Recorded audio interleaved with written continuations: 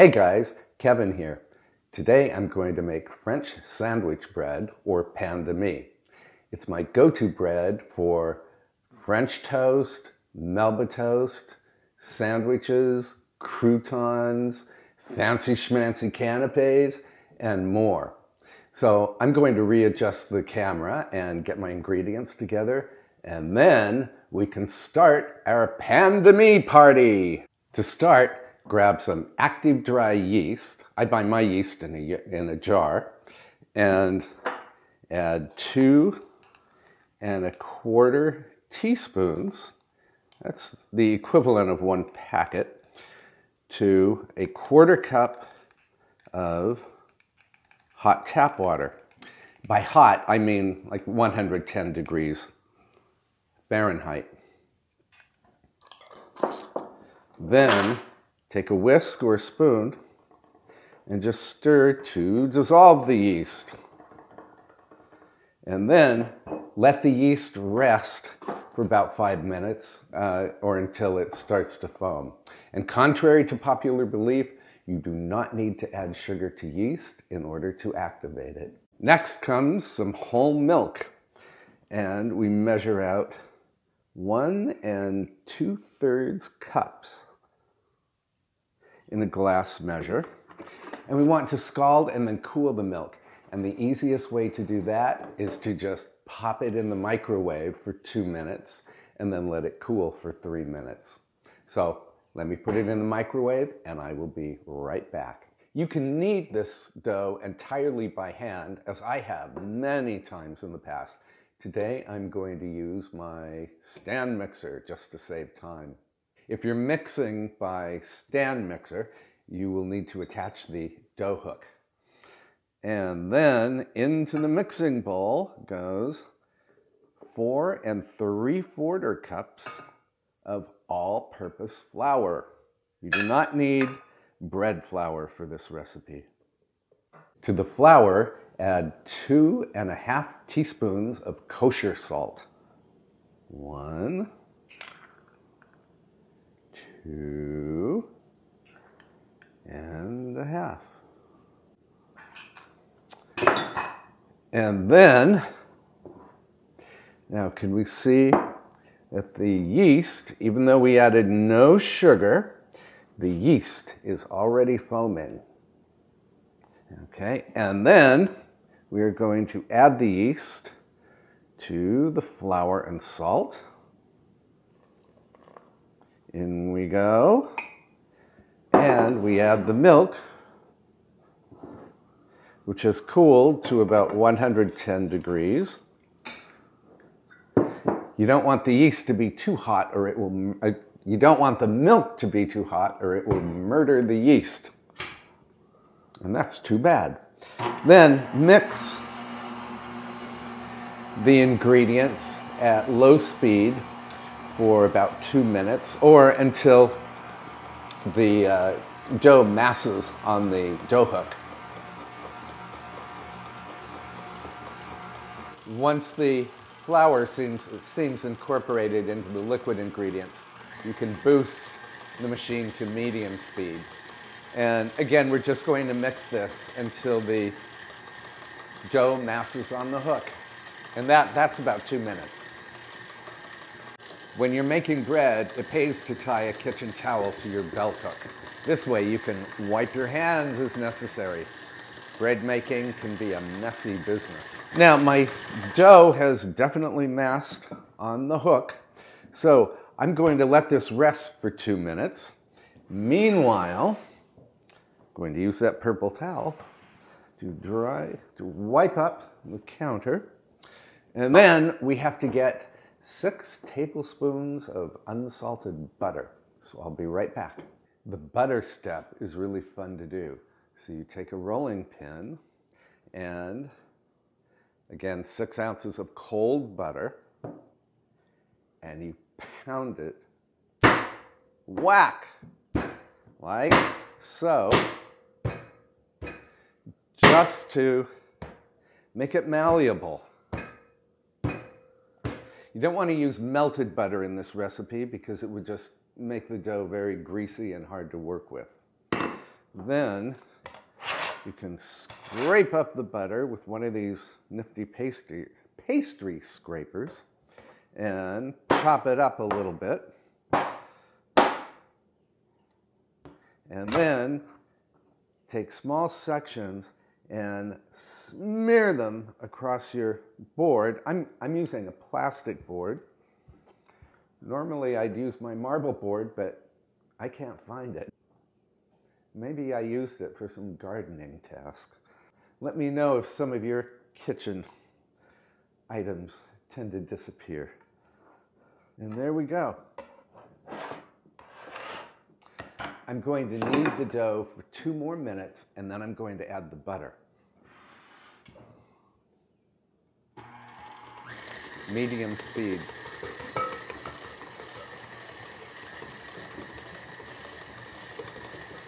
With the mixer still running at medium, add the butter just a little bit at a time.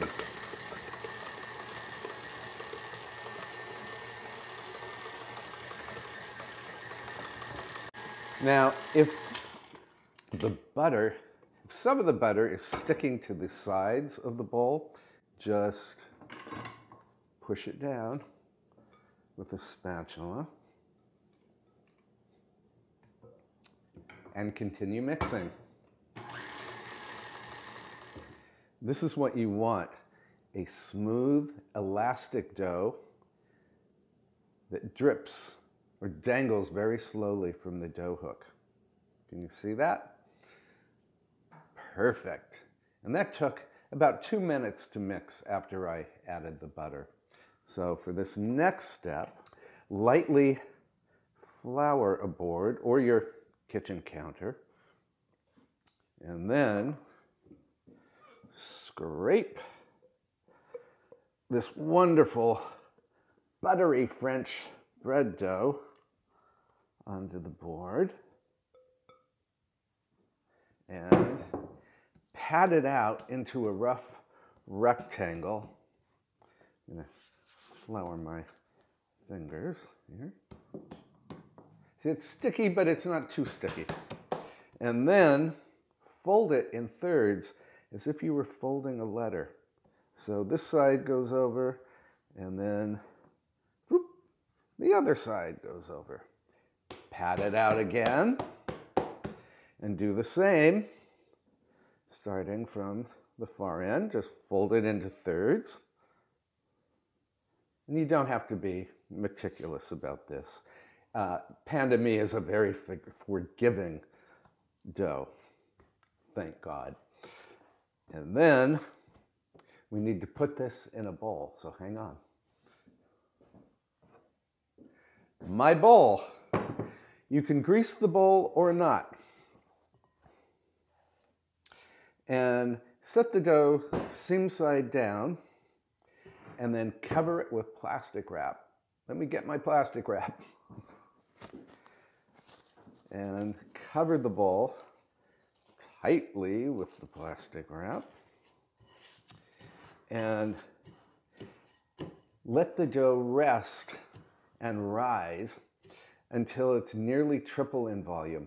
That will take 2 to 3 hours in a 75-degree kitchen. And here's the dough, beautifully risen. And this next step is also fun to do. Punch it down. And I think I want a little flour on my fingers for this. Punch! And that's to deflate the dough. And then scatter a little more flour on your board, not too much. Add the dough. This dough needs 3 rises. It's not your typical bread dough. And again, pat it out into a rough rectangle. Fold it in thirds as if you were folding a letter.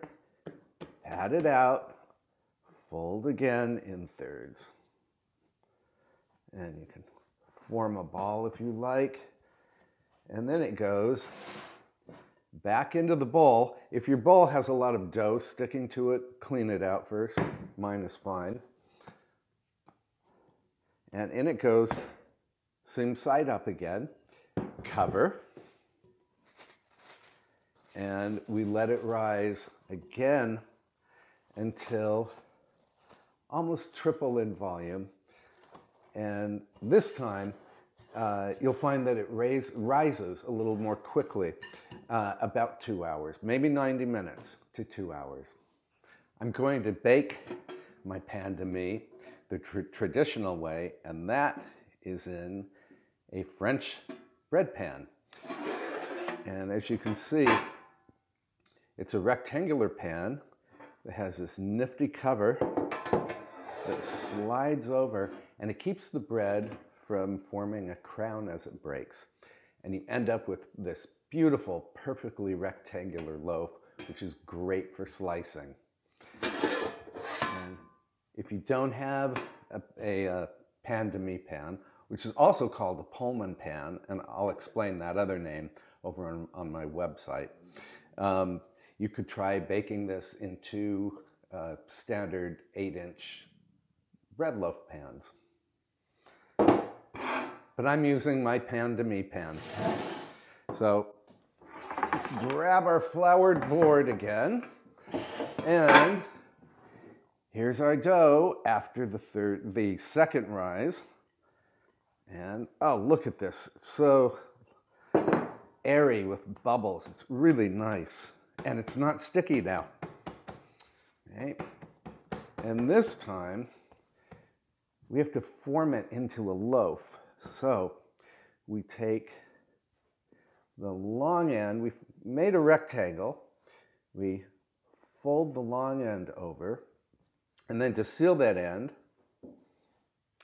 we karate chop the edge. Yeah! Okay, then lay that karate chopped part so it's on the bottom, and then make another ridge, karate chopping along the top. Do the same thing,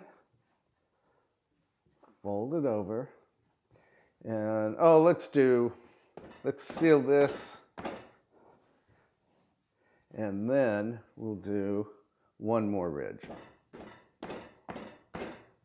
And what we're doing is trying to build surface tension so that the loaf is very smooth.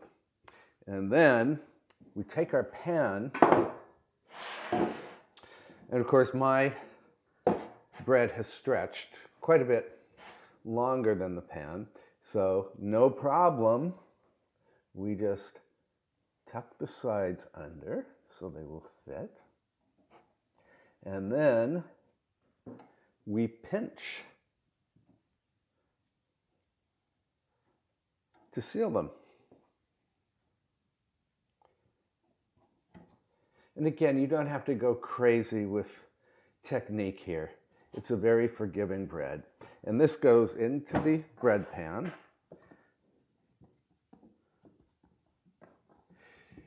You can lightly grease your pan if you like, but this particular pan, it has a coating on it, so it really doesn't need any spray.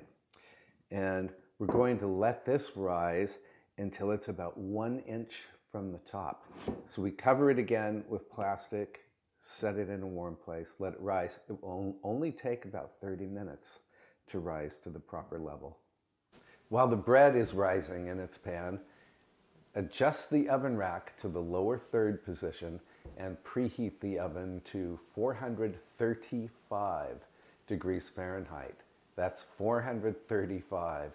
I've tried it at other temperatures, and I know for a fact that it works at 435.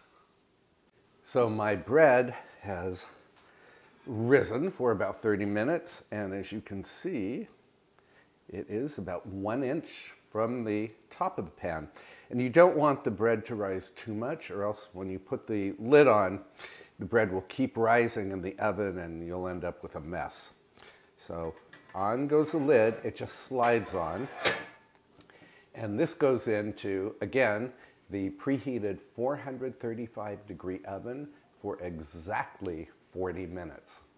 So I'll be back to show you the finished loaf. Hi, so my bread pan has just come out of the oven, and I want you to see, we're going to do a little strip tease here. Slide the lid. Whoa. There's the bread, the pan de mie.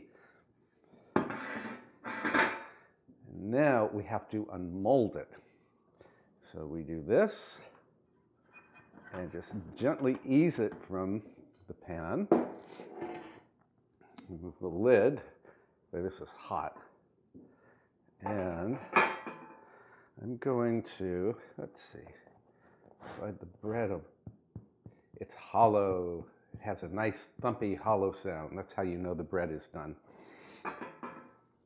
And then, what do I do? We want the bread to cool on its side, so let's see. I'll set the rack on top of the bread pan. That way it can have plenty of air circulation.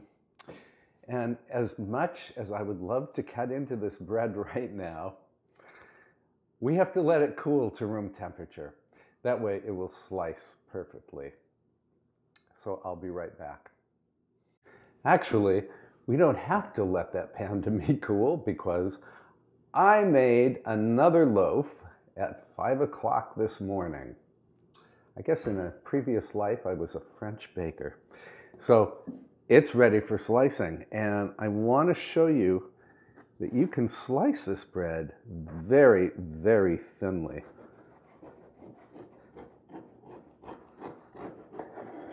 Look at that.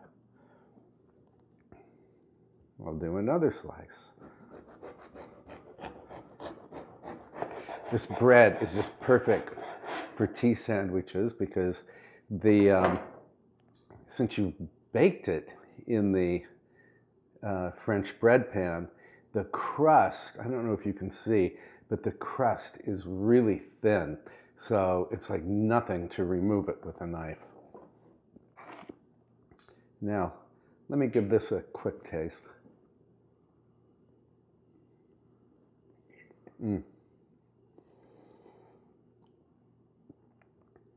It's buttery, yeasty, and just about as perfect could be. So I hope you'll give this bread a try. Again, you can use it for canapes. It makes great croutons, French toast, Melba toast, and it's perfect for sandwiches. And you'll find the recipe with all of the measurements over on my website, kevinleejacobs.com. And I'll talk maybe a little more about the French bread pan or Pullman pan on the website. Meantime, post a comment below and be sure to subscribe and give this recipe a big thumbs up. And I thank you for that. I'll see you next week. Bye.